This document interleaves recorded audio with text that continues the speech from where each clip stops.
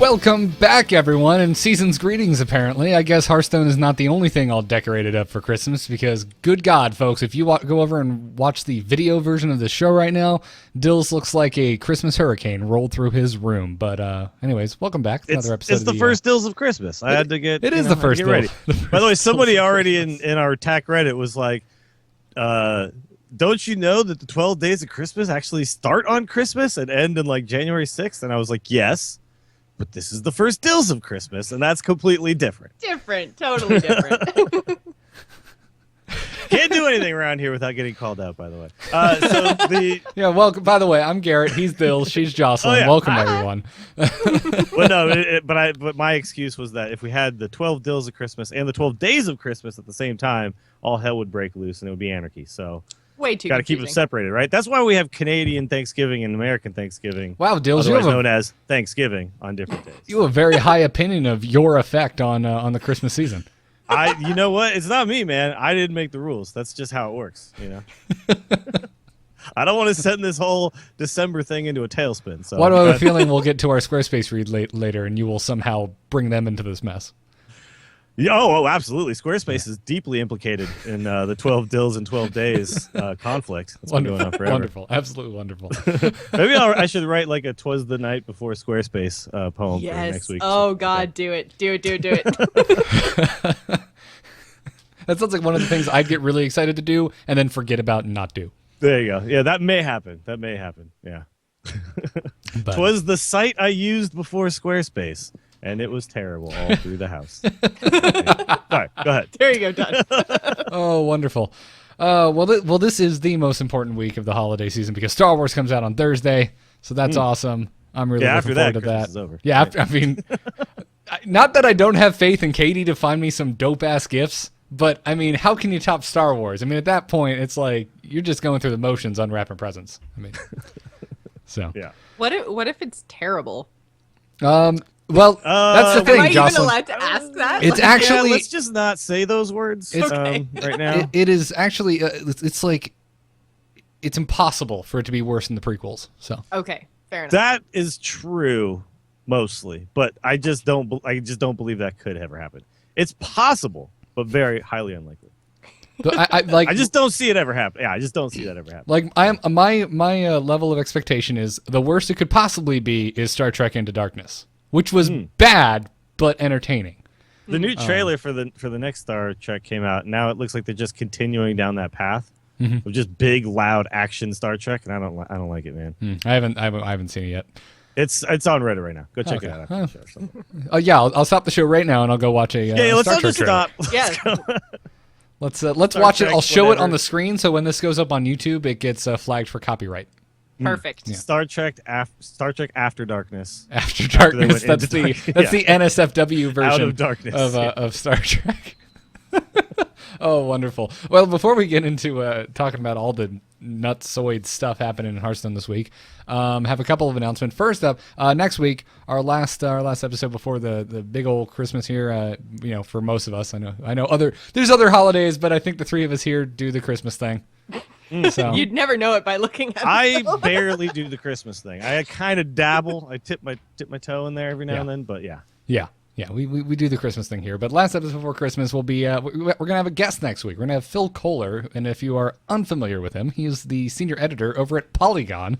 And if you've been keeping up with their videos, you probably watched him and Griffin very slowly go through the final wing of League of Explorers. It was very entertaining. I'm really, really super excited about this. Phil and I were trying to actually meet up at BlizzCon and just kept just missing each other.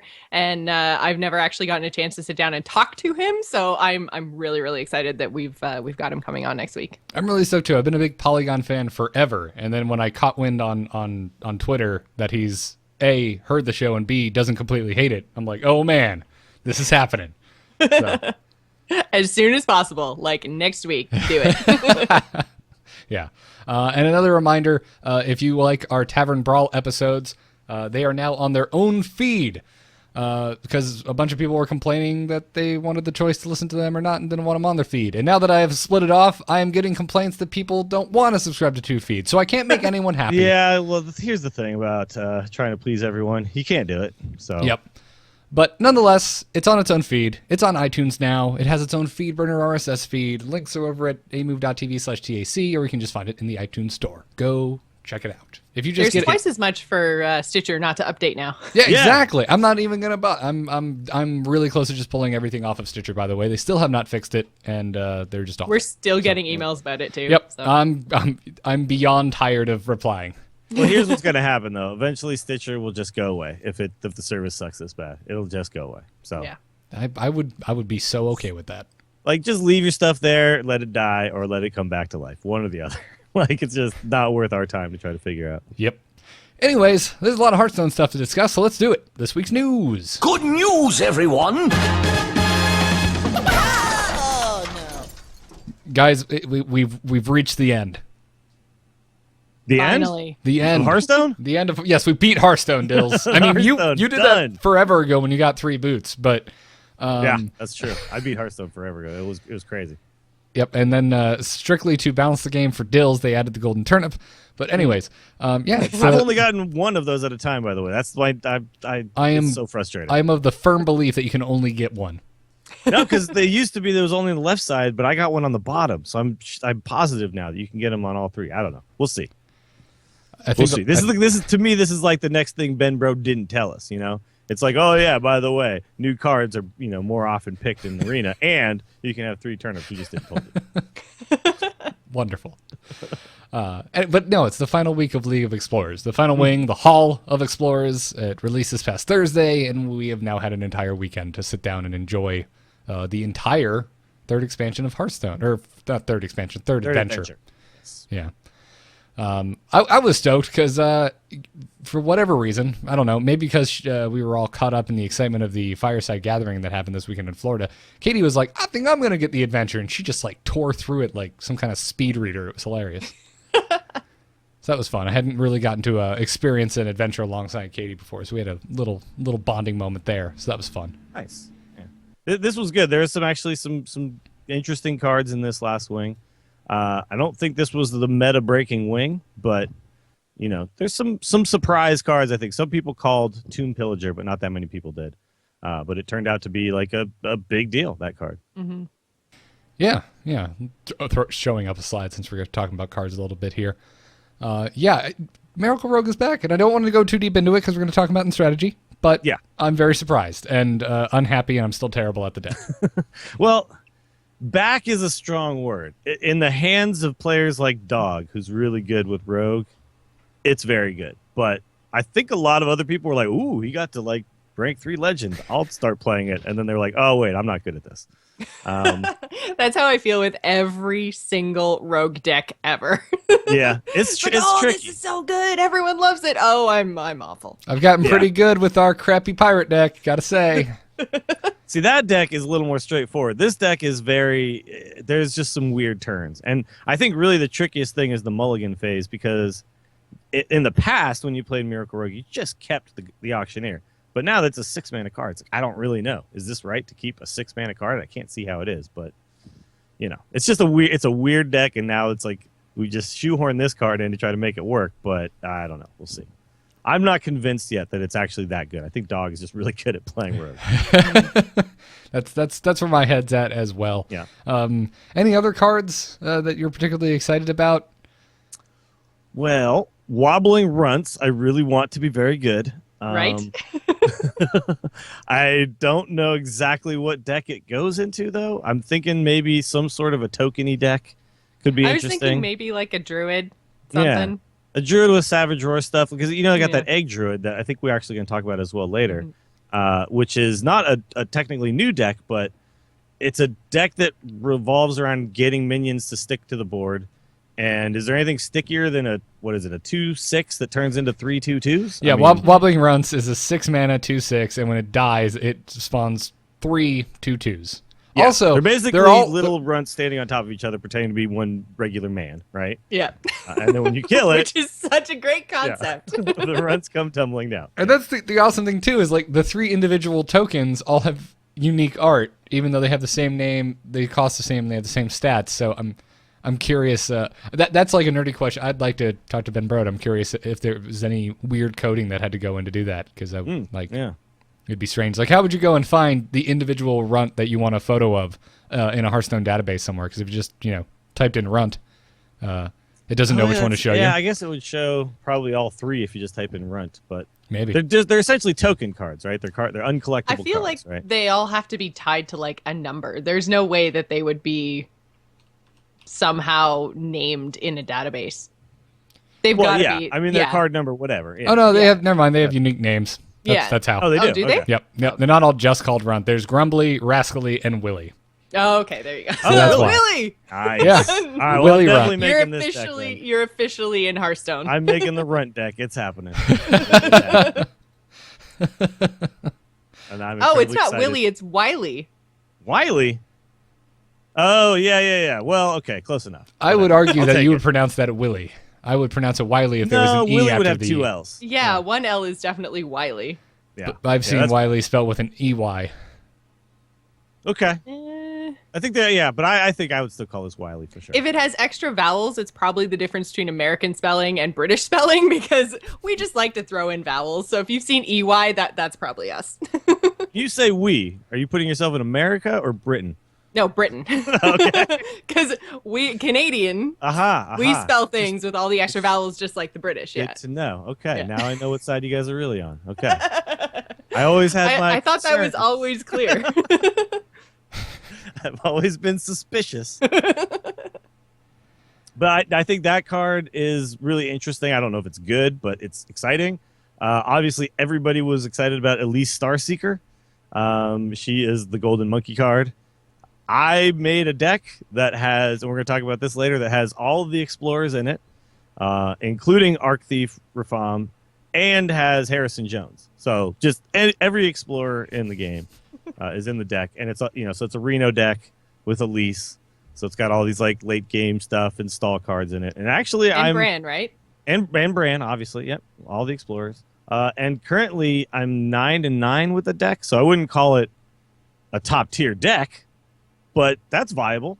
I mean, that's a deck you can, and I'm sure I could refine it further and find a way to really make it, stand out a little bit more than what it is. But if you could go 500 with a deck over 18 games, the deck is fine. It's just not a top tier deck. So I'm going to continue working on it. I think it's amazing. It's really fun. Turning your entire, and I actually got the Golden Monkey several times and turned my whole deck into legendaries. But it's a weird card because you're not really trying to, I don't know. It's just weird. It's a weird card. You guys need to try it. I will say, I just want to point out, Hachikumo in the chat room just said that all of the runts are actually named for us because there is Wily Dills, Grumbly Garrett, and Rascally Jaws. Whoa. So, there you go. All three of us are in Hearthstone. Doesn't seem like a stretch at all. I love it. I want to point out one thing that I think has been funny about Elite Starseeker is everybody immediately pointed at Mill Rogue, right? Like that was like the thing I heard all the time. Mm-hmm. But I really don't think that's the deck you want to play this in because you don't want to turn your mill cards into legendaries. Like you want to mill them at the end and get them to die, right? So That's true. this doesn't. So- I don't think this works here. I think it's a fatigue deck that does this, not a mill deck. I was going to argue that, yeah, some type of Reno deck's probably best because it's going to survive to the end, but you've already gone and done it, Dills. But there's more than fatigue Reno. There's like fatigue priest and fatigue mage and fatigue warrior, and just outlast decks, right? They just need to get Right. to the end, and then all of a sudden it's like, oh, now I have bomb after bomb after bomb, right? Which I also want to point out is not always the case. I got plenty of Lore Walker Chose in my selection of legendaries, so it's a weird card, and I don't think it's ever going to be something you see very, very often in tournaments. The real question is how much Nat Pagel value did he get? Yeah. I did have a few games though where I got to that point and it was like I won the game because I had nothing but crazy legendaries, and you tend to get better cards than not better cards with a whole deck full of legendaries. Yeah, Millhouse, Lore Walker, Nat There are some bad Pagel. ones. Woo! Yeah. Blood Mage Thalnos with no spells because they've all been turned into friggin' legendaries. Yeah, that's the other thing. So you have no more. If you turn really good removal spells into legendaries, that's not necessarily a good thing. No, So no, it's not. no, yeah. Your plan is to fatigue, and then at the end you're like, well, I have no more I have no more life gain. I have no more. Like I have nothing. All I have is Ragnaros and the Beast and Lord Walker. So I haven't gotten it to go off yet. Can you get duplicate legendaries? Someone in my chat said no. I haven't tested it enough times to know for sure, but I think you can. As far as I know, I think you can get duplicate legendaries. Yeah. Which I was talking about. Like if you get Reno, you can't even play Reno because you don't know what your deck turned into. So That's my what understanding is that was why I was get, asking, because then Reno would technically be not the best grab in the world either. Yeah. But oftentimes, when this happens, someone in my chat too the other night was saying that on average, you will get the Golden Monkey something like 24 or 25 cards into your deck, right? So that's like the average time you will get it. Now that means that there's going to be room for on both sides, right? So sometimes you get it on like the 15th card, and that'll be great. But most of the time, you'll get it pretty deep into your deck, right? And you'll probably draw the rest of your deck out unless you just like win right away. So Reno could work once you actually get to fatigue at that point, but you cannot. There's no deck tracker, no nothing that'll ever tell you if you have duplicates at that point. It's weird. Jewel in the chat room is saying that you do get duplicates because he or she got Reno once and didn't trigger. So okay, looks like there are in fact duplicates when you pull the Golden Monkey. Yeah. But is so wrong. If you also get you like I use the deck tracker, like the deck tracker completely shuts down as soon as you play the card. It's kind of funny. So that's actually already been built in, but it basically just everything turns gray. You don't know what the hell's in there. But when it happens, it's amazing. I had a bunch of games where I was playing the deck, and I had the Golden Monkey in hand, but I also had Lethal, and the chat was like, "No, play the Golden Monkey." I'm like, "I have Lethal," but it's like it's so hard to make it work that when you get it, it's so tempting to just say, "Yeah, screw Lethal. I'm dropping this monkey, man. Let's go." I mean, yeah, you get it. It's so freaking it's Banana Town, man. You got to play the monkey, right? Like if you actually I mean, if you're in full Dills to whatevs mode, yes, but oh yeah, it's hard because I also have the Rafaam card in here too, right? And so a lot of times I would pick that one that gives +10/+10, and that just gives you lethal in so many cases. I actually thought that card was going to be kind of garbage, but it actually turns out to be pretty good, man.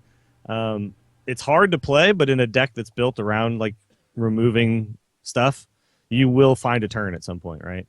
So that was kind of my other finisher, which I kind of found funny. But yeah, there's so many things in a deck like the one that I built that are these dream scenarios that you just want to do them all, but you got to be smart if you really want to make the deck work. Yeah. So other cards that were released in the Fourth Wing that I've seen running around. Obviously, I've seen Museum Curator and some Dragon Priests. It's finally another 2-drop for the Dragon Priest, right? And and you can cut your good Death Rattle cards. Yeah, you can cut your Oh my God, why can't I think of their name all of a sudden? What's the 3/4s that give health when they die? The 3/4. No, Dark Cultist. Dark Cultist, yeah, because you have a fairly high chance of finding those since it's weighted to be priest cards, and that's a Death Rattle priest card. I'm seeing a lot of folks just cutting those completely from their priest deck because there's a pretty good chance you'll just find one with your curators.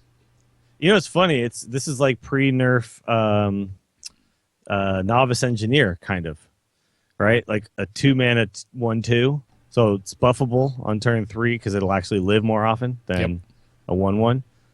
And of course in priest you've got Velen's Chosen, which is a fantastic turn 3 play if you can get that 1/2 to live. So it fits right in. I think it fits into control priest as well because you can run more removal and less minions when you can get a sticky minion pretty much every time you play that, right? So it gives you an early play, and then that's always been the problem for that deck, right? Turn 2, I heal your face and pass, and say the light shall burn you, and that's always been the problem with that deck is you just don't have anything to do until they do something, and now you do. So it's a cool card. We haven't had a chance to talk about Cursed Blade, and I feel like it'll be an entertaining discussion. So I want to talk about Cursed Blade, the new warrior weapon. It's a rare, thank God. It costs 1 mana, has 2 attack, 3 durability, and on it reads, double all damage dealt to your hero. Man. Yeah, this card's an aggro card, right? This has to be. Yeah, like, even then. Like all you want to do what is happens when you don't take any damage. What happens when you go up against another aggro player, which is highly likely? It'll happen. Yeah, you probably die. Yeah, like You don't play Cursed Blade? But now I have a question about this, because you know how when it's not your turn, your weapons kind of turn off, like they disable. Mm-hmm. Does this effect apply always, or only when your turn is active? oh, that's I actually a don't know how really that good works. question. Because you know, like if you have a weapon up and then you misdirect, and then one of your minions ends up hitting you, and your weapon is active, it actually deals that damage to the minion, right? As if the weapon was your hero's attack power. Oh, right. But when it's not your turn, like the That's weapon's not turn off. happening. Yeah. So people are saying in chat room it's always active. Okay. Always 'Cause, active. yeah, I would think that that's how it should work, but it's just a weird thing because weapons do kind of turn off during the other person's turn. Yeah, that's terrible. Yeah, because if 3 turns worth of terrible. yeah, if it wasn't active on your opponent's turn, this would be a fantastic card. Yeah, well, it would still be. You wouldn't use it ever as removal. You would always use it as face damage. Yeah, in that you scenario. come up with some bizarre aggro warrior that doesn't really exist at the moment, but Well, I saw Eloise was running. I wonder if I can find her deck. She was running one that was running a single one, because it is 6 damage for 1 mana if you play it on turn 1, right? Mm-hmm. So I think the idea was, if my whole game plan is built around just killing you, then it's fine to take a little extra damage at the beginning because I'm dealing 6 damage with this 1 mana while I play charge minions as well. yeah, I can see that. Yeah, I guess. I don't know, it kind of feels like Poison Blade. Like, yeah, I see the upside, but there's so much downside. It's just like, whew, man, I'm glad I'm not going to be seeing this in the common slot in Arena. Like, Yeah, it's going to be tempting to pick it, right? Even though, because just it's removal, but yeah, the Warriors are probably not being made better by this card for sure. I guess you could make the argument that this makes armor up slightly more valuable in Arena because you could take this, and since you can Yeah. armor, I don't know. I don't like that argument. I don't like this card. No, I don't like it. I do think it has its place is in an aggro warrior for sure. Okay, here I found the deck. I will link to her deck. So it's got 1 Curse Blade, it's got an upgrade, and then it's got just a bunch of like charge and crazy stuff. So I mean, there is like the like dream opener of like Cursed Blade, coin, South Sea deckhand, do 4 damage to their face on turn 1, follow it up with upgrade and leopard gnome or something. You know what I mean? It's crazy stuff where you put so much pressure so quickly, and then you fill the rest of your deck with just charge minions and stuff. Could be interesting. Yeah. I'm adding it to the show notes now under the Cursed Blade, if podcast listeners are listening and want to see this deck list. Yeah. She says she went 13-1 on the Chinese servers, so there's something to that. Again, we're talking about pro players, so Yeah, that's the thing. It's a You pro- just always have to keep in mind these Yeah. are the pro players. Yeah, Like it's you may not go 13-1. no. I know I bet would. you won't. right. I bet you won't. It's a pro player, and it's a deck that's going to catch literally everyone off guard. That's another thing. When you're going through this period of time where a bunch of new cards are hitting the meta, you will do better than you will 2 weeks in. Like I think that Secret Paladin was so dominant because everyone just didn't understand what order to attack in and what was going to happen each time. And then as you realize, it's always these secrets, you kind of could figure out a plan of attack for that card, right? That Mysterious Challenger. Yeah. So it's gotten worse over time. Decks like the Burst Shaman, a lot of people just weren't ready for that amount of sheer aggression, right? So they didn't know how to deal with it. In a few weeks, people are going to understand. They're going to tech against all this stuff. So Yeah. I think it's totally fine. Any other cards? I'm curious before about animated armor, though. What do you Okay. guys? Has Yes. anybody heard anything about this? So that was the most annoying boss fight ever, by the way. So much so. I- Oh my god. I had that was the worst. Actually, no, that is not the worst. No, I think I'm about to say, Rafam the first regular first time Rafaam around, yeah. was the most bullshit boss fight ever. I had zero fun, and I wanted to break my tablet in half. Oh my god, I had real Garrett rage when I was trying to fight that boss. Yeah, Yeah, I have Wait, never are you talking lost about the first go around with the Rafaam first when he takes go your round deck? When he with steals Rafaam. your Yes, deck, when he yeah. steals your But deck. wasn't that a cool moment though? Like Oh, you didn't see awesome. it coming if you didn't know. Yeah, right? totally You were awesome. Like, And what? And then Yeah, no, it was wonderful. I immediately quit out and then made a crap deck, and I'm like, oh, I've got you now, you son of a bitch. Oh, wait, you get to do an unstable portal every turn for free, and oh, look, he got Mistcolor. Oh, look, Ragnaros. Oh, look, another Yeah. legendary. Yeah, and you get Goldshire Footman. Like, Yep. God damn it. Yeah, I yeah. actually beat him the first go around amazingly because I was playing like the really good tempo mage, and when he took it, I was like, oh, and now he gets like to unstable portal every turn. I was like, at least it doesn't count as casting a spell because he's using it as a hero power. But I was like, that's like the Wouldn't that perfect be thing to so have in terrible? this deck. Yeah, but I just got a little lucky. But it turned out also that tempo mage is amazing against the steel sentinel because you can only deal 1 damage at a time. Oh, yeah. But arcane missiles and flame wakers just machine gun him down. So for anybody who's having any trouble with any of those, just tempo mage, man. Tempo mage wins this entire wing. Yeah, I had no problem against animated armor. I got it the first time with my mid-range paladin. I just pinged him to death with little dudes. There you go. That works too. That was an interesting fight though, because when it started, I was like, "Oh God, like this isn't going to work. This is going to take forever." And he's playing some pretty good stuff, but it just over time, it's just you just overtake him. It did take an obscene amount of time, Yeah, it was a really long fight. but by the end of it, by the way, I broke down and crafted Justicar Trueheart finally. So by the end of that fight, I was pooping out 2 dudes every time. Two dudes Nice. at a time, man. 2 dudes at a time. Yeah. We'll just stop there. We won't go. yeah, I further with that. don't even know what to say after that. You put on your Zap Brannigan voice. That's what you do. Well, not touching this one. You're not touching 2 dudes? Come on, man. Aw. I'll let Garrett have this one. Go, Garrett. You're doing great. Thanks, man. Thanks. As a paladin, I love 2 dudes. It's wonderful. jeez. It's great. It's absolutely wonderful. It's the best present a Usually paladin it's could me ask and for. Dills that are just way out to London. Garrett's just like, no, I'm running with this. This is my time. Dude, My we- time to shine. Me and my 2 dudes. These are my dudes. really close to the Christmas break, guys. I'm just ready to go and relax. So. Got it. Overall, I don't want to crap on Rafaam too much. The beginning moments of that fight, it was awesome. I was totally geeking out. I'm like, holy crap, he steals your deck, and what a cool thing you get to create a crap deck. The RNG was not in my favor, as it seems to never be.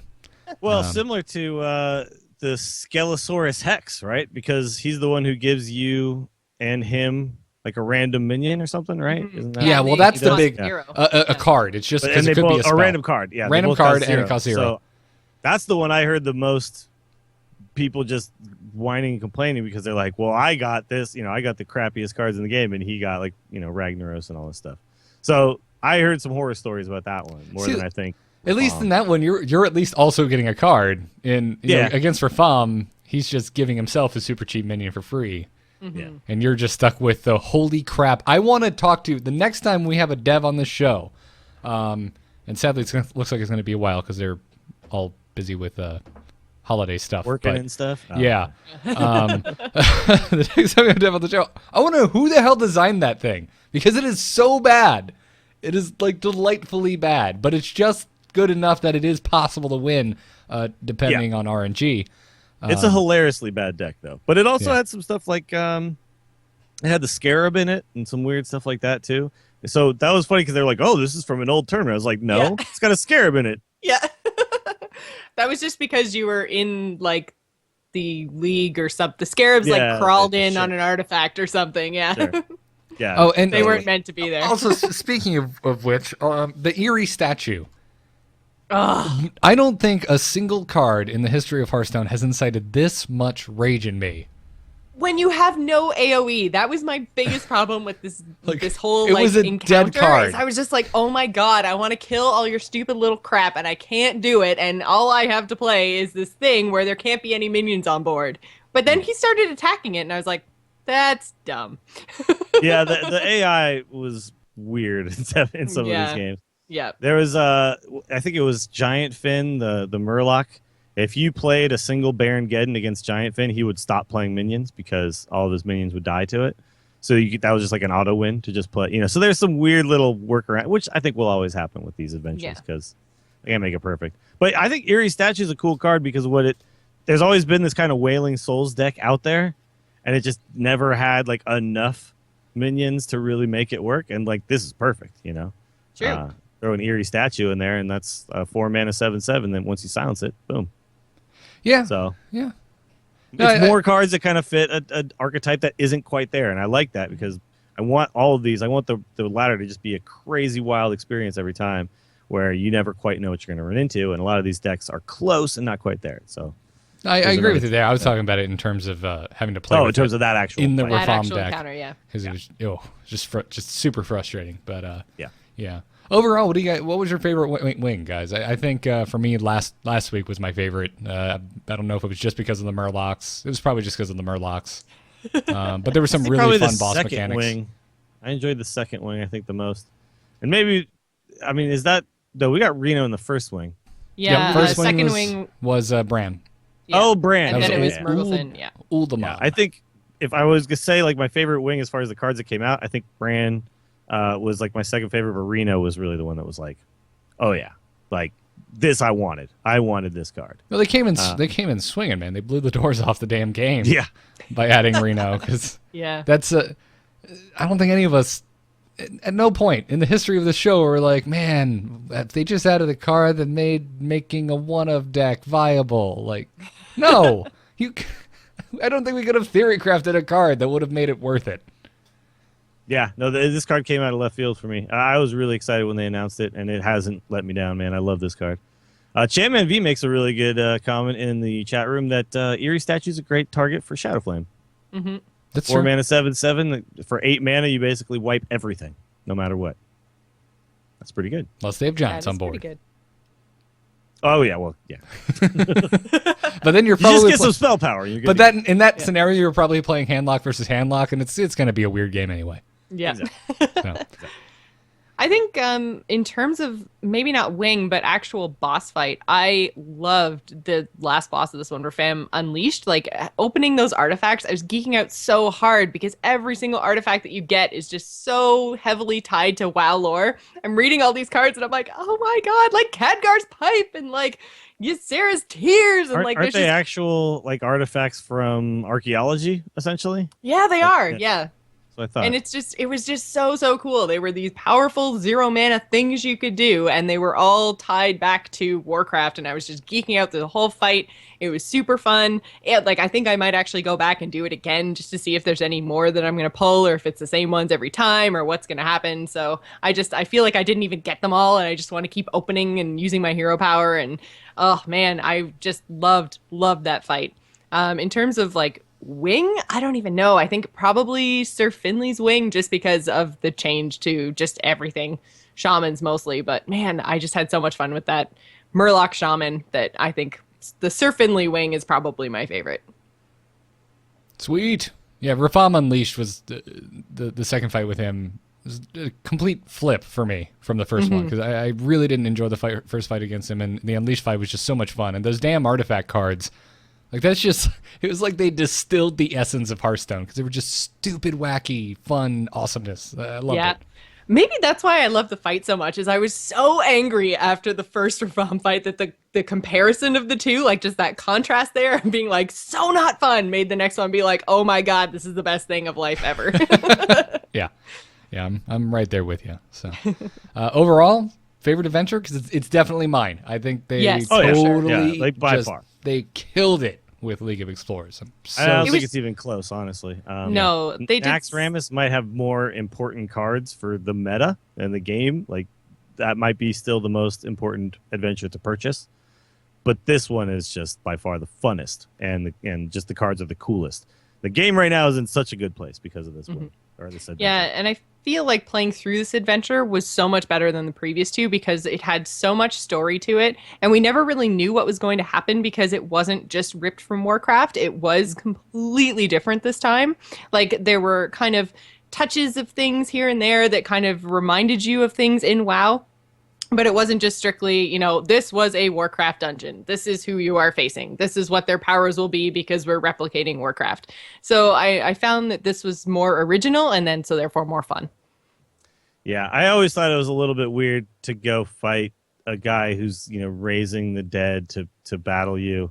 And as you walk in to fight him, it's like, this is Kel'Thuzad! And you're like, okay, so there's supposed to be like a little dwarf announcing that I'm entering the chamber of Kel'Thuzad right now. Like, that's silly. No, man, you missed it. And not silly fun, silly weird. That's not what happened, man. The actual Naxxramas, it floated over the Hearthstone Inn, and all the bosses one by one came down to challenge you to a card game. Oh, I see what happened. Okay. That's how it happened, man. So we didn't actually go in there, clear each wing one at a time, and then finally get to the chamber of Kel'Thuzad. Yeah. Let me paint a picture for you, man. The indoors open, cold fog rolls in, everyone turns to the door and just like kind of freaks out, and in floats KT, man. He just floats in. And he looks at you, Dills, and he's super pissed because he knows you killed him like 25 times trying to farm him. I've saved Azeroth from him many times. Oh, yeah. And the innkeeper, what's he going to do? He's going to do what he always does, and he's going to introduce KT, as is apparently Dwarven custom. Very boisterously, yep. So, explain BRM then. How did the mountain come Same to the thing. inn? BRM was... it's a floating mountain now. Come on. Okay. It was the... Everything can float in Blizzard games. That's how it works. Just don't know the it yet. lamest adventure with the smallest effect on the game. Oh dear. And Blizzard has warm of a place in my heart, Jocelyn, so I can't spin a nice yarn for you, unfortunately. Oh, I see. Yeah, I'm sorry. So, anyway, Did love that Nax explanation though. That does make perfect sense now.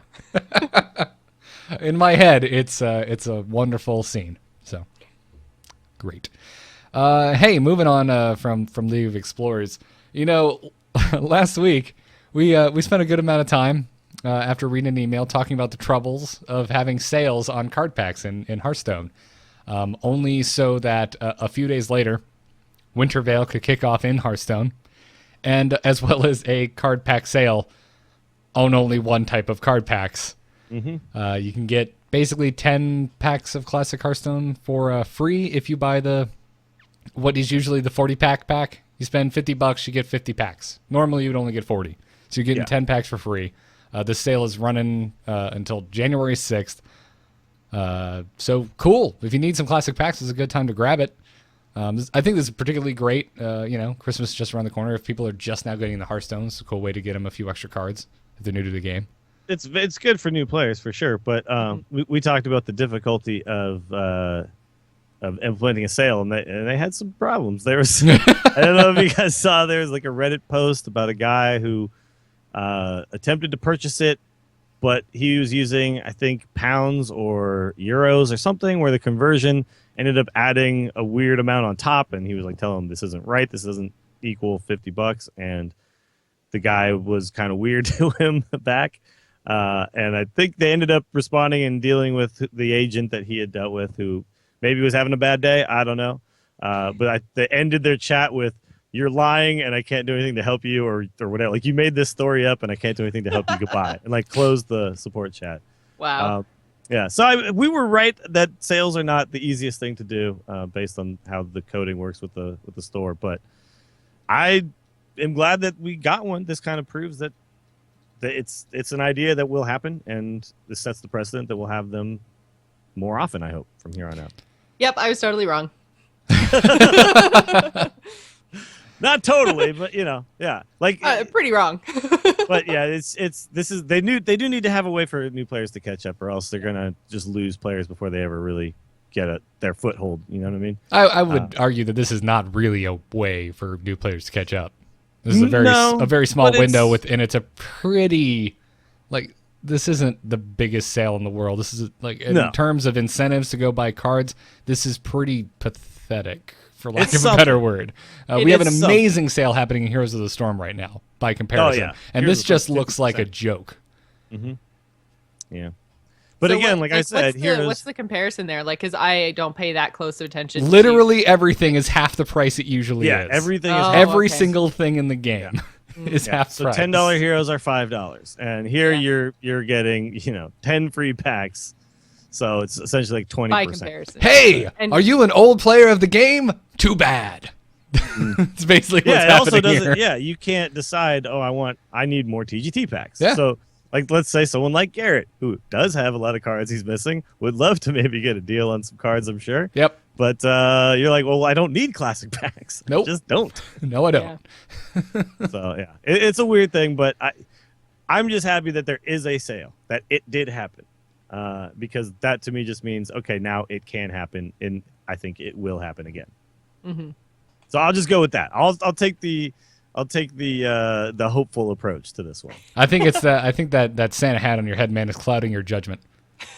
I'm very merry right now. I was Garrett. going to say, Dills is if you're so ever having a positive. bad day, just put one of these bad boys on and just like good feelings, good vibes. It's great, man. What if I'm having a bad day because I'm exceptionally warm?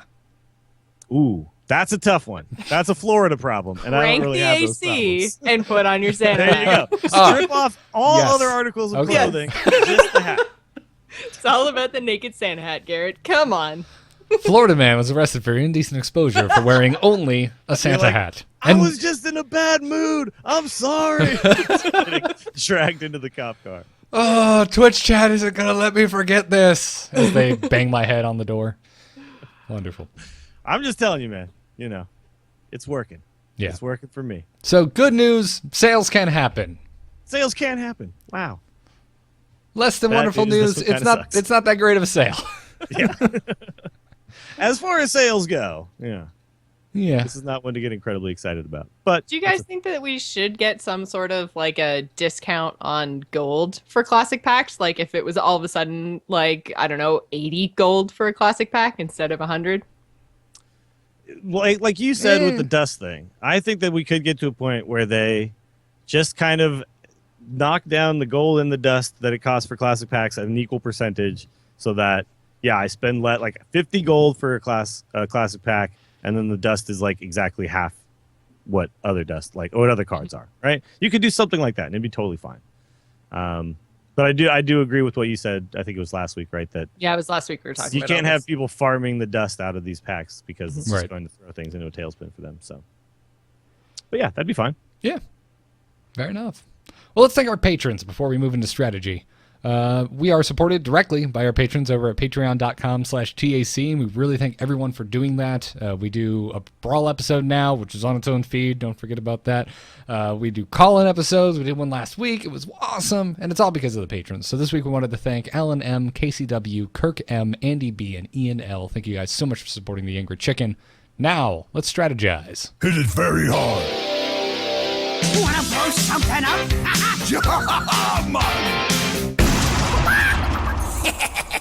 Time to pay! It's the fourth week of League of Explorers, so we're here to talk about some of the new constructed decks that have popped up. I've even got, for the video crowd, 2 deck lists to show. We've already talked about most of them, so we kind of spilt the beans. But Miracle Rogue is back if you're amazing at Rogue. And Dills made every Explorers card from League of Explorers Reno lock. We've got links to these in the show notes. Which I think a lot of people wanted. Like I was getting a lot of tweets about this. So I just wanted to make sure that everyone gets a chance to check this deck out. I built your exact deck, and I named it Dora. Oh, not bad. Nice. Hell yeah. Well done. I don't think this deck is polished and perfect, but it is super fun, you guys. If you wanted to make a deck with all of the Explorers, something like this seems to work pretty well. This is kind of the second or third iteration that I had. So the first version was definitely not good. But that one I was just trying to kind of super stall and only go for the Golden Monkey Dream. And this one and then it was when we decided, okay, let's make all the Explorers, that I just went, okay, well, this is kind of a control deck that has a couple of big win conditions. So it has a lot of really good battle cries because you've got Bran Bronzebeard. So a lot of people might look at it and go, Bomb Lobber. Well, Bran Bronzebeard into Bomb Lobber is real good, you guys. It is really, really good. Bran into Healbot, Bran into Twilight Drake, Bran into Kodo. All of these combos are huge swings. And then, of course, you've got Reno Jackson to, win against aggro and stuff like that. Sylvanas was one of the only, Death Rattly cards I put in, but I was, trying to look for what would kind of fit. And Sylvanas just kind of flips the board in a really good way for you. and allows you to get to a couple of the finishes, which I think are really like Arc Thief Rafaam, and also just having good sticky minions and good tempo plays as the game goes on. And then, of course, Elise Starseeker, which you can actually get to pretty good. So, Bran is an interesting card. Garrett, you asked me, like, do you save Bran for Elise? And I was like, no, you save Bran for one good Bran turn. That's pretty much what you do. So, Bran is not a card you throw out there on turn 3 and then you hope you get like lots and lots of battle cries to be duplicated. It's just you want to get one good swing turn with Bran, and that's enough. And that's all you really need to do. So, it's always going to die. So, yeah, I had if Bran is on the board and you can get Stampeding Kodo on the board against like a face hunter, it just feels so good. Yeah, I had tons of great Stampeding Kodo turns because there's so many decks now that are all about flooding the board with little crappy minions, and you just kill off 2 of them and play a 3/5 and a 2/4, for 8 mana, and it really does swing the board for you.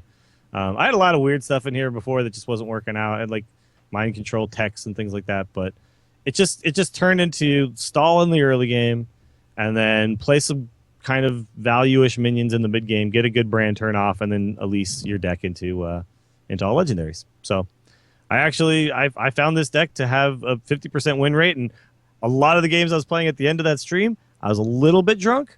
So I think I could do better if I just stay stone cold sober the whole time. But because I think at one point I was like 8-4 with the deck. I mean, I was crushing with the deck. So it's got a lot of healing. It's got some taunts. It does pretty well against things like Face Hunter. So I encourage everyone to go out and try it out. If you go Bran into Harrison, do you draw the cards twice, or does it just do the destroy the got that combo? So I don't know. I would think you would only draw the cards once. I'm fairly certain it destroys it just destroys the weapon and you draw as normal, and then it tries to destroy the weapon again. And there's no more weapon to destroy, right? So that's That's how all of those like mind control tech works the same way. They trigger once and then they check the board state a second time before triggering again. So since it's impossible, like there's no weapon that Death Rattle summons another weapon. If there was, holy crap, that'd be amazing. Yeah. Essentially, the way it works is it checks for the battle cry trigger, and it does it, and then it checks again. And if there's another, so like with Kodo, it kills one thing at random. Then if there's another thing with less than 2 attack, it kills that as well. With and that's why Kodo is so good, is because it's not actually targeted. Because anything that's targeted targets the same thing twice. So that's how Kodo gets rid of 2 things. Yeah, as long as there's 2 things that are valid targets. With Dragon Priest, with Bran and Dragon Priest, I've turned my Blackwing Corruptors into just fireballs and just burnt their face down. That's one of the and it's also, I think, in the Dragon, people are using the Bran and the Dragon Warlock as well for similar reasons. It's just that's such a swing, and it's 7 mana to do it, right, and play 2 bodies. So a lot of battle cries. Also things like Dark Peddler, I get to discover 2 1-cost cards. There's a lot like. It happens a lot more. Sir Finley Murgleton, you actually get to discover your hero power and then discover it again. So it's kind of weird. It doesn't necessarily help there. It's not really that good. But like Earthring Farseer, heal for 6. Defender of Argus, give 2 adjacent minions +2 and taunt. There's just tons of stuff in here, Tons of really, really good stuff. And of course the double map of the Golden Monkey is pretty sweet too. So indeed. I got the double defender buff off many times. Yeah. When testing out this deck. Yeah, it happens quite a bit. The one thing I would say about this deck is I wish I could have more sticky early game minions, and there might be a version that dumps things like Doomsayer and Jeweled Scarab and replaces them with like Haunted Creepers and stuff like that. But the Doomsayer I thought was just really important. I played it on turn 2 a lot of times because aggro decks were like just getting going, and then I played Doomsayer, and then they basically have to skip a turn, right? And it allowed me to just to be able to catch up a little bit. Otherwise, I would have just been tapping and doing all this stuff, and it was just bad. So these kind of cards probably look weird, but they actually end up doing, like, they help you do what you want to do with this deck, which is get to the mid to late game and then kind of take over. And then, of course, people were looking at it going, Sir Finley, why? You have Life Tap. Why would you want to get rid of Life Tap? We talked about this in old episodes, man. Yeah. By the end of the game, you don't want to tap anymore. You have a certain point in the game you don't want to tap anymore. So you save Sir Finley for that. Yeah.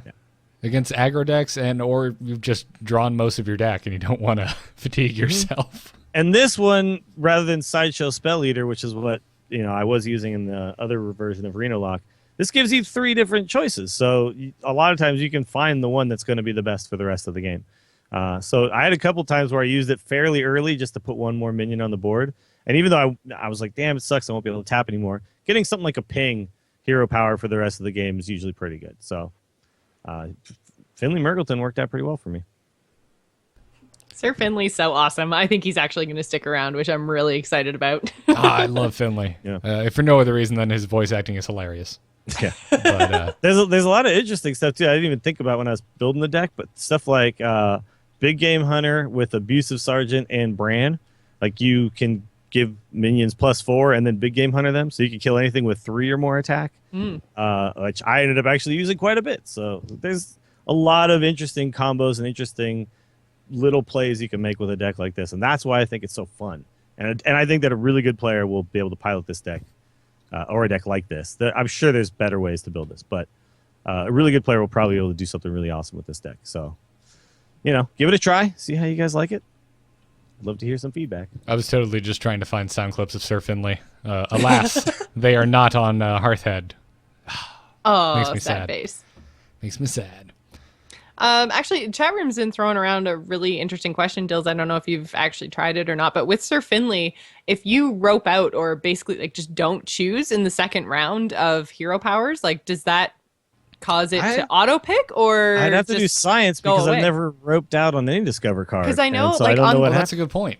On Discover, it gives you the option to hide, but I've never used hide for your Discover options. Like, can you just not Discover? I have, because I've forgotten what the board state Yeah, you was. forgot I'm what like, the board do I is. do I need Oh, a mortal okay. foil? What's his guy's health's at? And Right. what can I do with that?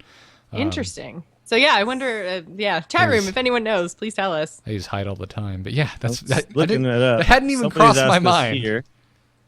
Because why would you rope if you can help it? But yeah, you never know. Because like if you get the hero power that you want in your first round of Sir Finley, it would be great to be able to just be like, nope. But then you'd have to know too that Sir Finley's probably the last thing you want to do that turn, because you wouldn't want to like lock up your turn. Yeah, if you have Bran out, I mean, yeah. it's kind of on you.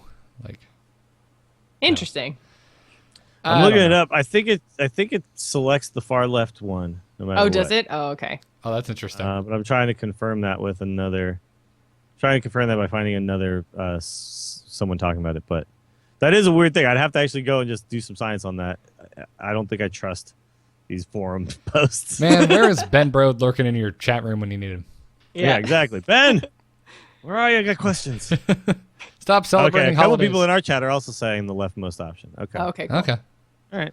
I'll buy that. Always the leftmost one. All right. Well, moral of the story: don't rope when you're discovering. I mean, if it was an exploit, I'm sure people would have already been doing it, right? So Mhm. Yeah, it- true. I'm sure it doesn't do anything funky. Yeah, that'd be really strange if it was. If you rope, you don't get to choose to discover anything.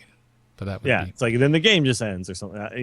that'd be great. You just lose. But there have Congratulations. been. I mean, there was. Remember with the tracking, there was a bug at some point too, where hunters were like tracking and then not making a pick or something, and it ended up like freezing the game out or disconnecting both opponents and giving you a loss or something like that. And they had to fix it. So I doubt they would put this discover mechanic in the game unless they had already dealt with this kind of stuff. Yep. True. So, real quick, to mention Miracle Rogue, because honestly, it plays very similar to the way it always has. The new thing is Tomb Pillager, which just came in. It's the 5/4 for 4 common rogue minion. It has a death rattle that adds a coin to your hand. If you can get that out, if you can guarantee you have the coin, this allows you to get the Gadgetzan Auctioneer out on 5 if you want. But it still feels clunky, because then if you coin them out on 5, what do you do then? Unless you have another coin or prep, you don't have anything to do. I wasn't ever doing that. I was still waiting for 6 and using the coin to draw another card. Right. So, but this, if you notice, this version is running Conceal. Mm-hmm. So while it's harder to get the Gadgetzan Auctioneer started, you do get to do things like you get more coins, and then you get to get a Gadgetzan Auctioneer coin Conceal type of stuff, which you can do on 6 and draw two more cards and start with a Concealed Auctioneer on the next turn, right? So it still has those massive turns where you just cycle through so much of your deck, and it actually happened pretty often for me. And of course, cards like Prep are really important, Backstab. But the thing that this deck has is just a newer version of the old Leroy combo, which is instead of the Shadow Stepping Leroy, now you're playing Southsea Deckhand, double Cold Blood, and then you Faceless Manipulator it, and that deals 20 damage. So Yep. that's pretty good combo. That's 20 damage out of nowhere. You have to have a dagger either equipped or be on 10 mana, so you can equip a fresh dagger before you do it, which would mean you have 21 damage with the dagger hit. So it's fine. It's good. It's a tricky deck, and Miracle was always a tricky deck, right? So this is just it's a little trickier now because you have some more stuff that it's not obvious. But the Tomb Pillager card is amazing. It's kind of like a 5/4 for 3 if you think about it. Yes, you play it for 4 mana, but in the end you get a coin back that gives you a free mana, right? So Good card. yeah. It's well costed.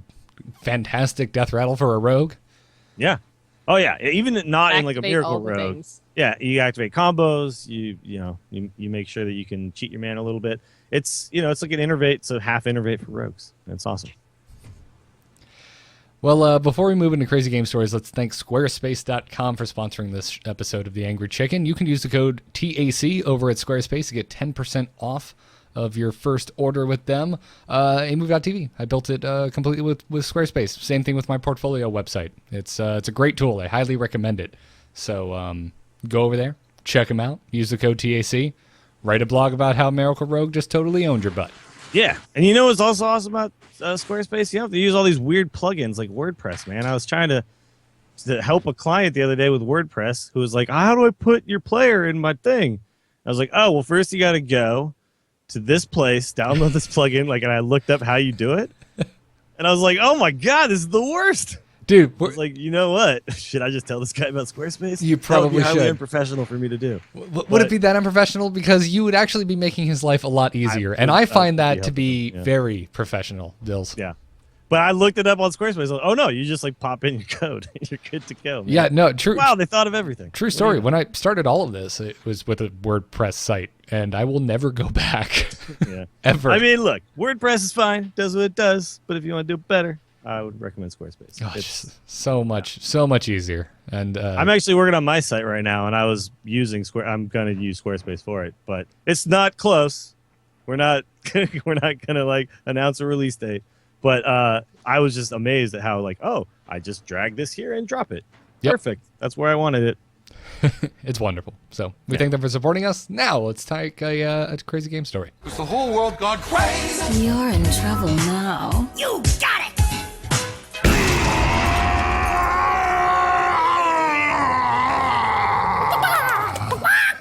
You can send your crazy game stories to tacpodcast@gmail.com. Who's our story from today, Dills? Oh, we got a story from Nick, and he's playing one of my favorite decks, and it looks Yeah. like this is okay. I see why you have me read this one now. So this is from Nick. Says, I was playing my Reno Dreadsteed deck and loving every game of it. I came up against a priest, and throughout the game he played 2 Thought Steals and 2 Mind Visions. On the turn after I got my first Dreadsteed out, he played Cabal and took him over. Later in the game, I got my second steed only to have him mind controlled. Yes, the 10 mana mind control card. The next turn, he proceeded to drop Baron Rivendare, obtained from Thoughtsteal, Wow. and make 4 Dreadsteeds. The turn after that, he was able to play Mal'Ganis, also obtained from Thoughtsteal, and beat me with my own deck. The first thing I did was make sure I was not playing against Dills. I wasn't, but I knew this was attack fan because, friends, I was milkshaked. Yep, you were milkshaked, man. This is when the Wow. milkshake deck really comes together. It's when it does stuff like this. Holy, that is perfect. Yeah. That's Yep. We've been doing some new donation goals, and one of them was the milkshake tournament. So I was going to do this on next Monday, but it's just going to be tough because we have TAC and then I have Stormcast, and it's just there's a little space in between that's not going to work very well. But that is the 8 Milks a Shaken day. So unfortunately, we won't do it then, but we are going to do a milkshake tournament, and this is going to happen every game. It's going to be awesome. I cannot wait. That's just phenomenal. That is the perfect storm of milkshake BS. Yeah. I love it. Absolutely love it. Thank you for that, Nick. And may the rest of your games not be that perfectly terribly against you. I want to know, Nick, if you can follow up with us. Did you befriend this person? and start talking to them and be like, "Oh, cool, TAC friends, TAC fan friends." But if that didn't happen, that's fine. But I hope that you did. I made up a little story about how you guys hang out all the time now, you and this guy. My favorite, run into a podcast listener in the wild story was in Heroes. We were losing terribly, and this random Johanna on our team was just, come on, guys, you can do it. Keep your heads up. Yeah, we're going to do it. And we still lost. And at the end, I was just like, hey, random Johanna person, thanks for not being a total rage case. I appreciate the positivity. And then they go, are you Garrett from Into the Nexus? And I'm like, yes, our fans don't suck. Nice.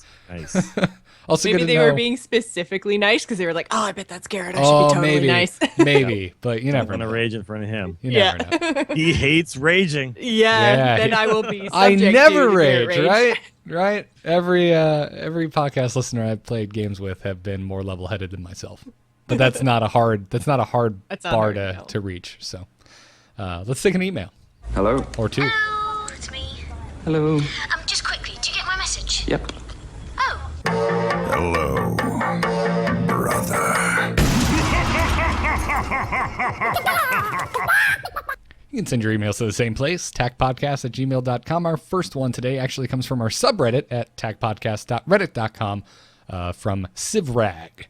And they write, recently, one of my contacts was excitedly showing me his... Who calls them your contacts? Anyway, excitedly showing me his fully built Reno lock deck going against a druid player. He invited me to spectate, and I watched as he basically destroyed someone who was still running basic cards like Dragonling Mechanic. I asked him why he was playing at rank 20 at the end of the season with a deck that was polished, and he basically revealed that he was farming gold. He intentionally loses games to stay at rank 20 and blow out new players. We kept talking, and he explained that in order to hit his gold cap for the day, he needed to be winning games more frequently. So playing with a 50% win ratio because he conceded half his games and won most of the games he put any effort into helped him save up for more adventures, and this was actually easier for him than queuing in casual or tavern brawl. I'm not a fan of this practice, as it seems to me to be basically bullying players at low ranks and negatively affecting their experience. But it occurs to me that someone new to the game might actually enjoy facing a well-polished deck and opponent every once in a while. Wow. Yeah. All right, Civrag, I would say that your contact... this might be hard to hear. Contact, he doesn't like what he's doing. He's actually a terrible person. He's this. If you look up terrible person in the Hearthstone dictionary, there will be a picture of this contact. So, here's the thing. This goes both ways though, and I don't think this is a good practice. But he is conceding to a lot of players and giving them free wins as well. It is a boost, that's for sure. This is a lot of effort. He's putting in, right? Well, and people this isn't the first time we've heard of this practice time. either. Like people have used this. Like previously, we heard not so much for gold, but more golden heroes. So trying to get your 500 wins, you just get a good deck with a hero, and you just concede, and then win a bunch, and then concede, because then it's just faster. But yeah, definitely, I don't know. It's bad. Yeah, it is bad. This is what bots do and stuff too. Yeah. So it's don't be essentially a bot. win trading. Yeah. Even though you're always losing when you do the thing that you're not supposed to do, and then you're just trying to be able to beat other people when your MMR is low. It's just bad, and it doesn't do. I'm confused about a couple of things with this guy. This guy doesn't seem to be very good at his craft. He's using a Reno lock deck to do this. You use Face Hunter when you do, or Burst Shaman or something. Yeah, what? I would assume when you're this devoid of a soul that at some point you have to play a fun deck, right? Yes. I don't ever see why is it so important to hit. That means he also has to win the 30 games or whatever it is, right? To actually hit that gold cap. Mm-hmm. So he's got to concede probably 30 something games and then win 30 games. This seems terrible. It's a terrible idea. This seems grind a legend, man. Have fun. This seems like an arguably more time effective, right? Because you would have to concede so much. At what point? I don't know. This the whole line of thinking just boggles my mind. I know, just doesn't but this seem is how worth people it. work, man. There's a lot of people like this in every game. You go out and you play World of Warcraft, and there's a guy who just runs around, ganking people and mining in the PvP server or whatever. And it's just, they just do anything they can to grief other people. and they have some reason why they're doing it. But I think really he's a griefer essentially. Yeah. You know? Strange. People Well, always talk about this, like, oh, I'm at rank 20, and then this guy had this amazing deck with all these legendaries. It's probably a guy like this who's just all he cares about was grinding the gold. it's also, it kind of highlights one of my issues with the whole ladder system, because, if I don't play 1 month and then at the end I'm like, I think I'll get on and log a few games. I've just been, screwing around this season. And I'm like, oh, I'm ranked 20. And I go in with my level of knowledge and my perfect decks. That's not fair to the whoever is still But you rank bully 20. people for a little while, and then you climb out of that rank. Right. You don't stay Right. down there.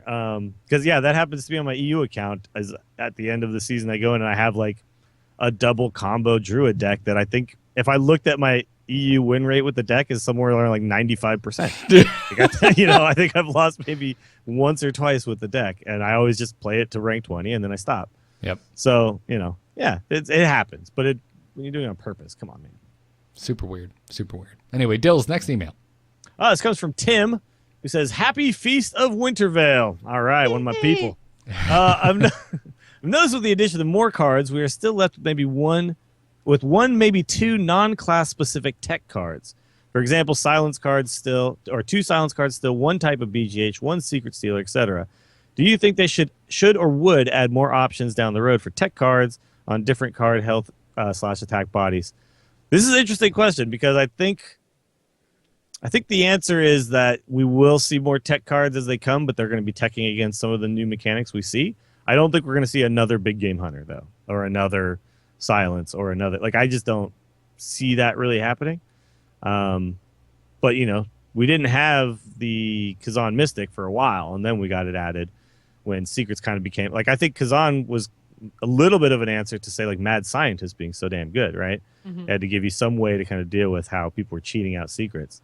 But I don't think we're ever going to see something where it's like kill something with over 8 attack or over 5 attack or whatever. I think the tech cards are now always going to be kind of dealing with the mechanic that we recently got that may or may not be overpowered at that point. Right. So, and you could have like an anti-discover mechanic in some fashion. Like, your opponent's next discover will only show them 2 cards. Yeah, or all discovered cards will cost 5 more mana or something. Yeah, something like that. Granted, some weird thing. I wouldn't play that card right now. I don't think enough people are running discover cards for that to be worth it, unless it had a crazy body for the cost. But yeah. But, like, we're not going to get a new Black Knight. We're not going to get a new, we're just not, I don't think there's room in a game like this to have multiple cards that kind of do that at different mana costs, because those cards are interesting as, like, one of tech in based on the current meta, but you don't want decks full of, like, decks that are actually decent, but all they do is, like, tech in stuff. That doesn't really make for a great meta experience, I don't think. I don't think My so either. opinion, anyway. I agree.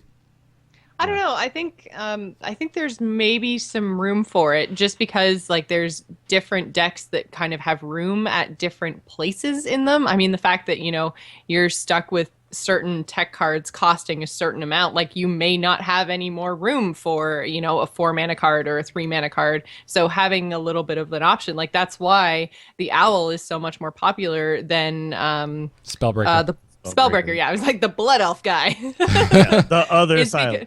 Yeah, is because, like, he's not a terrible card, but he just costs that much more, and those slots are usually taken up by better cards, so it's easier to get that Owl out, even though the Owl at 2/1 is crappy.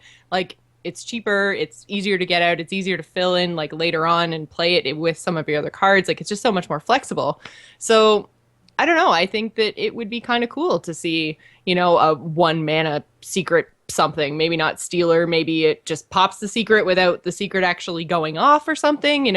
I feel like there's some room to play with this, and I would like Blizzard to kind of give us a little bit more options to play with, especially now there's so many different decks on ladder. Just having more options to me seems like a good thing. Well, but see, if that's the case though, then they have been, like, what I don't think we're going to see is, I don't think we're going to see another version of a card that does the same thing as another version already does. Like, we're not going to see a different body on a big game hunter with a different mana cost. Like, we're just not going to see that. So the card you're describing, like something that's cheap that pops a secret rather than steals it, sure, because that does a different thing that's not being done already, right? Yeah, so that kind of stuff I think there's room for, but we're not going to get another Coda. We're not going to get, like, a 7 mana Coda with a bigger body that kills something with 2 or less attack. Like, that card is in there. It already exists. the next tech card is going to tech against something that we don't have tech against already, right? If that makes sense. Yeah, no, it totally makes sense. Yeah. I just, I guess the thing is with specifically BGH and Kazan Mystic, their effect is so powerful. You couldn't really, even if you made it a smaller body, like you couldn't really give it a much cheaper cost because it's just, that would be too crazy and way too powerful. So you'd essentially, like you say, have to go a couple more mana, a bigger body with the same effect. And yeah. But like we have had tech cards added, right? Like, you know, like Tim is saying, with more cards, we still only have these whatever tech cards, but we do get them added on. Like we had the Scarlet Purifier, which of course is a class card, but you know, it deals with essentially death rattles. We had Lil Exorcist, deals with death rattle. Like we have had these cards added later. It's just we're not seeing one that does the same thing as something else. And I don't think we ever really will until cards are cycled out, right? Because in Magic, you do get cards that are cycled out, and then a tech version is kind of replaced. Like think of like Thoughtseize, which is a card that allows you to like look at someone else's hand and then take a card out, right? Yep. When a new set comes out and that card goes away, they give us another way to do that same thing, right? And sometimes they give you the exact same card. Yeah. Sometimes they just reprint sometimes it. they're literally like, here it is again, by the way, because we want you to still. Yeah, have like it. if that ever happened in Hearthstone, there's a chance we'd still see a good amount of the cards that currently exist. If they ever did that, I would be very surprised if that's the route they go down. But yeah. it's What like, if we saw hey, like Chillin' bigger Yeti's Game back. Hunter? And then biggest game hunter? Biggest Game Hunter, yeah, like only can kill Deathwing. But you know, like I think that kind of stuff will happen like later on down the road if we cycle cards in and out, because Big Game Hunter might be the card that gets cycled out. And there's I hope That would be really funny if it was like a 2 mana, like 3/2 or something that only killed Deathwing. Like it must have 12 attack or more. But it I only hope costs you, if like, they 1 mana. and that the art on that card too, it would have to be a hunter in just completely decked out in raid gear from Dragon Soul. Yeah. Like, yeah, Manny makes a good point too. Lotheb was a tech card. Yeah, like we do get tech cards added. They're just they tech in for what the current problems are, not a new way to do the same thing. Yeah. yeah. Would you? I might argue that the fact that Iron Beak Owl and Spellbreaker both exist kind of proves some of what you're saying wrong, Dills. Like you can have two cards that have the exact same effect. Well, yeah, but those are both vanilla cards, right? Yeah, they weren't so- added later. We didn't have Owl and then get Spellbreaker. But I mean, for the most, like I agree with you. But I could see, I don't know, I could see like some class cards here and there having silence. You know, because they're locked behind the Yeah, wall. well, we Well, had yeah, Silence he the was- Demon just came out, Yeah. but Yeah. it wasn't just a pure silence card, right? So And Tim was asking specifically about non-class specific. So that was kind of like the way I was thinking with just all the different decks that are kind of possible right now and all the different spaces that occur in different classes. That it might be interesting to have kind of more options than specifically. Well, and really Kazan is the one I was thinking of specifically because it is so expensive and it's that 4 mana slot, right? So, Right, and It's if a you terrible made body. if you made a cheaper version of that, you would just run the cheaper version because you don't care about the minion, you care about stealing the secret. you care about the Yeah. effect. Like, Exactly. and that's the whole reason Iron Beak Owl even is selected. A 2/1, it's terrible. It's the minion is garbage. It took me forever when we first started playing Hearthstone to stop playing Spellbreaker because the Magic player in me was like 2/1. It's trash. Why would I ever play it? I'm going to play this, even though, you know, it's overcosted for what I get. You know, it in my mind, I'm like, no. You play this because it's a playable minion, and I'm wrong. It doesn't work like that in Hearthstone. yeah. Yeah. Yep, it's very true. But like we will always see tech cards. They're just going to tech for the thing that is the like hotbed issue or whatever. The thing that's not being teched against. That's what we'll see. Saboteur. We saw Saboteur this because Inspire came out, right? Yep. They're like, we better do something about this, but Inspire never caught on, so it doesn't matter. Yeah, So yeah. neither did Saboteur. Now, you know what they need to do something about? Joust, man. Those Joust Oh my decks God, just that anti-Joust running card. rampant. That they're just so overpowered. Oh, wait, no. I'm sorry, Joust. Sorry. Poor Joust. Yep. Jocelyn, final email. Our last email today comes to us from Kevin. Says, "Hey peeps on varying emotional spectrums. Okay. My former roommate and I decided that December is the month to try hard for the latter. Typically, I get to rank 20 to get my card back and do whatever else I want for the rest of the month doing daily quests. I accidentally, quote unquote, get to 15 without really trying hard. I figured I'd get to about 10 and not be able to progress further. However, this has not been the case. I'm getting my Angry Chicken butt handed to me at rank 20. I'm at about a 50% win rate using a deck I'm very familiar with, the Ramp Druid. I've been playing since the beta and have a background in Magic and WoW TCG, and have never had this much trouble getting out of rank 20. Do you think laddering is harder now than it was before? Or is it time for me to admit that I'm not as good at card games as I previously thought? P.S. Did you know that in Heroes of the Storm, ETC is voiced by our very own Ben Brode? I learned that this week. Mind blown. Thanks, love the show. First of all, is he actually voiced by Ben Brode? I didn't think so.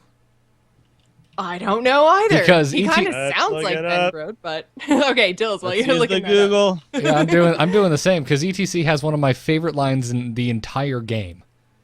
What's that? Ooh, a dead body. That's my favorite line in all of Heroes of the Oh Storm. my god, someone totally has to grab that for Garrett soundboard. I'm going to soundboard myself. You should, because that was awesome. But yeah, so in terms of actually laddering, I think that it is harder now. We actually talked about this on Jory to Legend earlier. Just knowing what your opponent's going to do is so much more difficult now than it was like 6 to 8 months ago. So hard because there's so many different variations on decks. Reno decks have made it crazy because people are playing one of cards that you didn't see a few weeks ago. So I think it's absolutely harder to get much higher. What do you guys think? How's your ladder experience been going? It's harder. I'm stuck in the teens, and I've actually been trying. I'm having a rough time. I'm also I think it moves slower because the meta has slowed down quite a bit, but I don't know about harder for. I'm jumping around decks quite a bit too. Yeah, it's been weird lately because so many people are trying new things because we're getting cards every week, right? So, I still haven't really gone into try hard mode yet because I'm still just messing around with new fun decks that are weird. But the plan is to eventually kick it into try hard mode. We'll see. We'll see if I can actually do it or not. I'm just used to messing around these days. Yeah. But We've also I seen got it get to 9 pretty fast. Yeah, we've also seen it get a little bit tougher too because people are trying a lot more on ladder ever since they added rewards. Yes. And now what was that, 2 weeks ago, 3 weeks ago, Blizzard announced that, like anyone who gets to Legend then gets a point. So, like it used to be just kind of the upper ranks of Legend that got any points towards the World Championship, but now everyone is going to get a chance. So I feel like just the push to Legend is a lot more widespread than it was previously.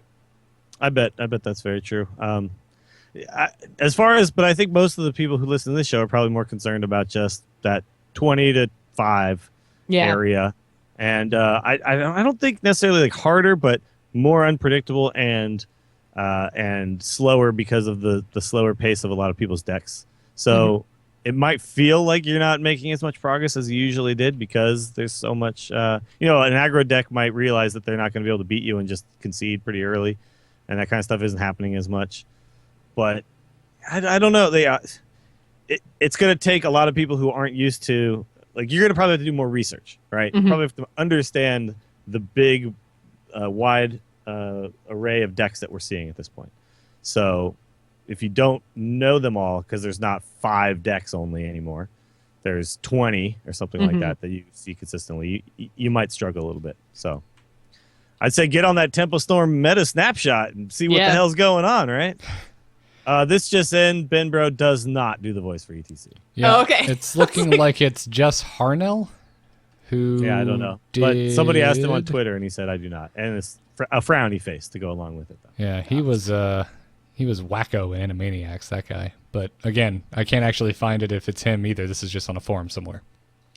But doesn't look like it's Ben Brode. Sorry, guys. Mind unblown. Mind unblown indeed. That makes me sad. But still, ooh, a dead body. So Was that you doing it again, or was that I wasn't looking at your video, or was that did you soundboard yourself in that short amount of time? I totally 'Cause that just is the same. I totally just soundboarded myself. No, this is like Kyle and I yell this to each other all the time when we're Skyping while playing Heroes. So Got it. even though we could just listen to it in the game when the character does it, but it's kind of like, I don't know, were you ever a kid and you'd play with a like toy gun that made laser noises, but you'd make your own damn laser noises? That's my level of maturity, okay? That's funny. You know who else has worked on Animaniacs is Russell Brower. He has. I wonder if No way. I wonder if they're like friends from back in the day or something. Russell Brower did a ton of music for those awesome Warner Brother Yeah, cartoons. he did stuff for like Batman. the and Batman stuff, animated too. series, Yeah. one of the most fantastic freaking American animated series ever. Yeah. Yeah. I No. used to watch that like every day after school with my friend. Oh, And man. we were like, we could go to his house and watch TV, but we had to be doing homework. And then if we were done, we could play video games. It was awesome. So I was like, I did so much homework that semester. Yeah. I'm He surprised. had a Super Nintendo. Oh man, we go to his house all the time. Surprised you didn't know that, Joss, because not this most recent BlizzCon, but the previous BlizzCon when we were hanging out with Russell in the bar at the Hilton. Oh man, I got kind of tipsy, so I totally like geeked out on him. I'm like, you fanboyed dude, over the, you did Animaniacs and Batman and all the WoW music. You have no idea how much you've affected me as a person. Oh, I don't remember. I remember talking to Russell at the Hilton, but I don't remember you being there when I talked to him. So Yeah, usually I try and be chill around people who have accomplished so many things, but I don't know. every once in a while, That you was just lose it. if memory serves. Dills had shown up with Maker's Mark that evening, so Yes. yeah. Vague. I don't think vague that was my recollections fault. Of that. Nah, couldn't. It definitely was not correlated in any way, shape, or form. Yeah, that Hilton bar gets real fuzzy real fast. It really does. It really does. Out of nowhere for some people. Good stuff. Good stuff. Well, let's end this show, shall we? Big thanks again to our patrons over at patreon.com/TAC. We also really appreciate those of you who are dropping us 5-star reviews in the iTunes store this week. Thank you, the bestest ever, who wrote, "Come for the fun intro and legit as expletive Hearthstone podcast with the dude getting married, the hype chick, and bro on 1,000 other podcast." Yeah. It's actually like way less than 1,000. But But you're working sometimes on it it, might right? sometimes it might seem that way. Yeah. Yep. Thanks to thank you to B Silkwood. Thanks to KTXE who said Dills is my spirit animal. Aw. I don't know. Well, is that good or bad? I think that's good. I think it's a think good that's thing, good. man. That's a good thing. All right. And thank you to HS Stormzilla and Bruce Wayne. Bruce Wayne, that's my boy. Yeah, Nice. it's a lesser known Batman comic. It's an alternative timeline where Bruce became a gangster rapper. Oh, I thought it was Bruce Wayne was his alcoholic brother, who they call Booze Wayne. Booze Wayne. And- Oh, okay. Yeah, Booze Wayne. Yeah. Booze Wayne. Wonderful. Wonderful. Yeah, this is his brother who has a little bit of a problem with thin blood, and he bruises very easily. Bruce Wayne, but really good at fighting crime. Still, it's amazing. Got a stretch there. That's a stretch. Just takes a little more time to recover. I'm trying, man. I'm trying. Oh, that's great. Find us on amove.tv, on youtube.com/amovetv. Thanks again to our Patreon producers, Declan H, LV, and Barry Scott L. Our t-shirt is on /loot.com. You can follow us on Twitter at TAC Podcast. We're on Facebook /amovetv. And once again, we're on Reddit at tacpodcast.reddit.com. Hey, go get your pint glass or your wine glass or your freaking coffee mug with the Angry Chicken logo on it at bit.ly/amovestore. Already sold quite a few of these. I've been watching Johnny O making them and posting pictures on his Twitter and everything. They look so fantastic. Yeah, they're awesome. I kind of want like one of everything. Like all three. Like I want tack on all three glasses that are available, and then Look at man, that sexy thing Oh, right there. snap. yeah, Oh, yeah, it's awesome. it's nice. Can't really see it. Can't- but- yeah, it's- You could actually see it a little better without your hand behind it. Yeah, to get a, I I feel probably like if I hold it back a little bit. you need to pour some really dark beer in it and then take a Yeah. photo. There you go. That's how you photograph a pint glass like that. I'll probably use this in just a moment for the first Dills of Christmas. I got some pear cider. That's Woo. Nice. Catch us live Monday nights at 5 p.m. Eastern at twitch.tv/MUTV. We've got the Brawl episode coming up this Thursday. Make sure you go subscribe to that feed as well. Just look up the Angry Chicken Brawl. And big thanks to AlphaGeekRadio.com and BrianGriffithMusic.com for all they do for this show as well. Dills, where can folks find you? You can find me on Twitter. I'm at Willie Dills, and check out the stream. Well, first, let me talk about the Instance and Stormcast. Those are the other podcasts I do. You can check those out. Theinstance.net and Stormcast. I don't remember the website for that, but just search Stormcast. And then the most important thing that I'm pimping out right now is today is the first Dills of Christmas. And some people who are watching might notice that I'm I'm in a festive mood today.